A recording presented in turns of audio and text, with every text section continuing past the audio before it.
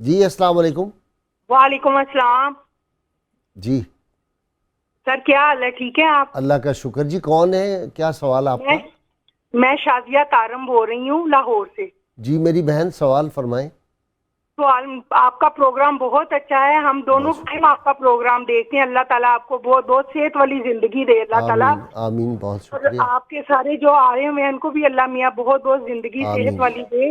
میرا آمین. سوال یہ ہے کہ نبی پاک صلی اللہ علیہ وسلم کی ایک حدیث ہے کہ عورت کو سوائے میرے روزہ مبارک پہ آنے پہ اور کسی قبروں پہ جانے کی اجازت نہیں ہے. کیا یہ ٹھیک سوال ہے؟ جی ٹھیک. جی السلام علیکم. اگلے کالر دے دیں.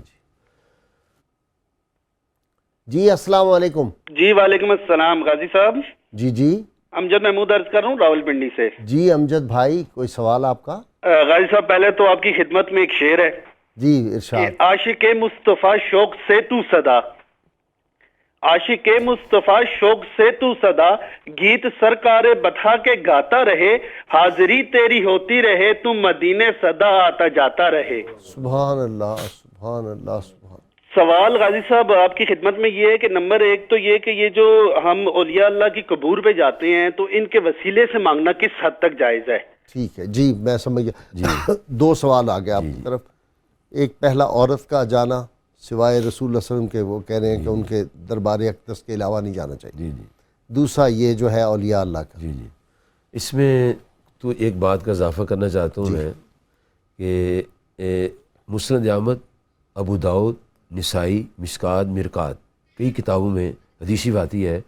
جناب جابر بن عبداللہ انصاری رضی اللہ عنہما روایت کرتے ہیں کہ جب سعد بن عبادہ رضی اللہ عنہ فوت ہوئے ان کی نماز جناز میں 70,000 فرشتے بھی شامل تھے. اللہ کریم آقا صلی اللہ علیہ وسلم فرمایا اور ان کے وصال پر عرش بھی ہلا.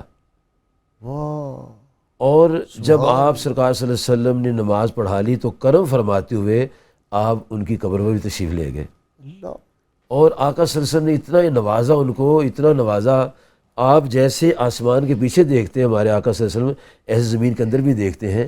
آپ نے دیکھا کہ قبر کی دیواریں جو ہیں وہ قریب ہو رہی ہیں. اچھا تو آپ نے جب قبر کی دیواروں قریب ہوتے دیکھا، جس کا دوسری ڈیسیجن میں آتا ہے کہ ہر ایک کے لیے قبر کی دیواریں قریب ہوتی ہیں.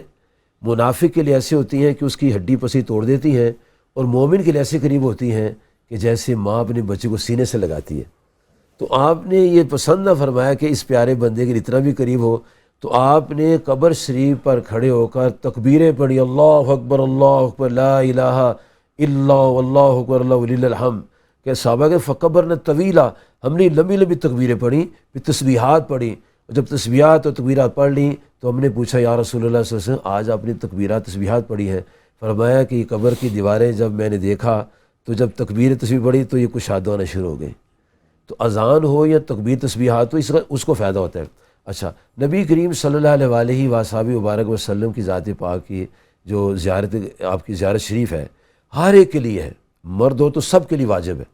ٹھیک. تو آپ نے فرمایا من زار قبری وجب له شفاعتی، جس سے میرے روز انور کا دیدار فرما لی. وہ تو کہہ رہے ہیں کہ وہ تو ٹھیک ہے، لیکن کہہ رہے ہیں اولیاء اللہ کی قبروں کی زیارت اولیاء اللہ کی قبور پر کبھی جانا ہو تو جانا چاہیے، یہ معمول میں نہیں ہے.